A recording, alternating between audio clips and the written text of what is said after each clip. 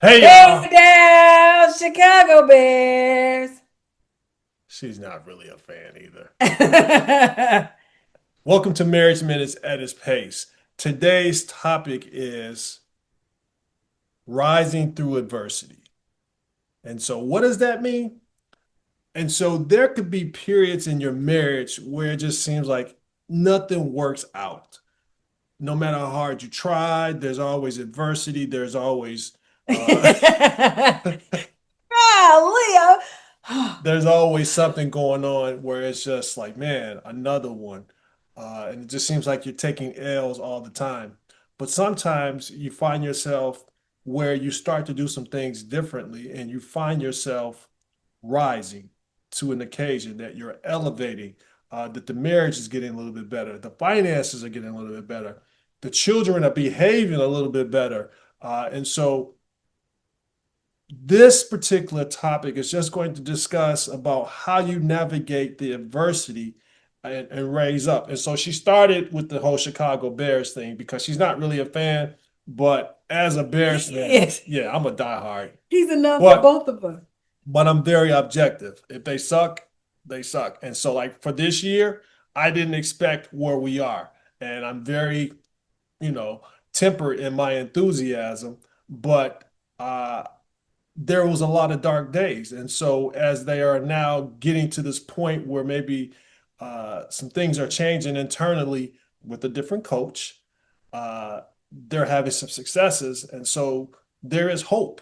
And so as your marriage has some dark days, you have to know that maybe you might need to do some things different, find a different coach, so to speak. Maybe some things that you were doing in your own strength that has just not produce the results that you needed to produce. And so maybe you need to do some things different. Maybe you need to have a fast and a fasting day. Maybe you need the coach is telling you that you need to pray a little bit more.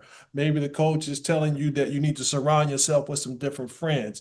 Maybe the coach is telling you need to listen to your wife a little bit more. Maybe the coach is telling you you need to listen to your husband a little bit more. But the important thing is who is your coach to change the culture within your household. And so it's so important to get plugged in as we head into 2026. So I thought something was funny today. I heard some commentators talking about the fact that everybody is kind of just juicing up Caleb Williams and talking about how good he is, and he is. But this commentator's point was to highlight that he even said it like this. He said Caleb Williams is like the new toy, but Ben Johnson is that his name? Yeah, that's his name. Why'd you look like I didn't say his coach's name? You threw me off. No, I was just bracing myself. Oh, he's the puppet master. He's the one that right. He's the one doing doing everything. And I thought that was interesting way to say it. While I do put a lot of emphasis on the coach, and I think in marriage, the coach really has to be the Holy Spirit, and he is the ultimate coach. So I think that's important.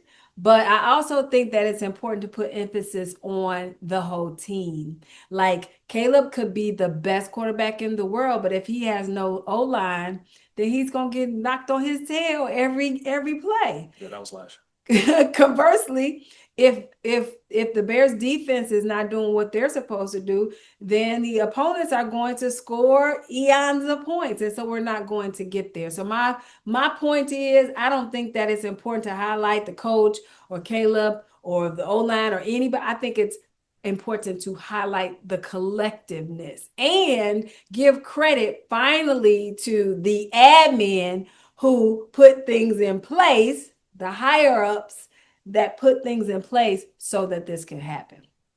Everybody could talk about the players and the coaches that have been with the Bears for years, but it's really the administration. You paying the money and you getting the people in place to do what they need to do so that we can win. eons. That was a good word. Be well and be blessed.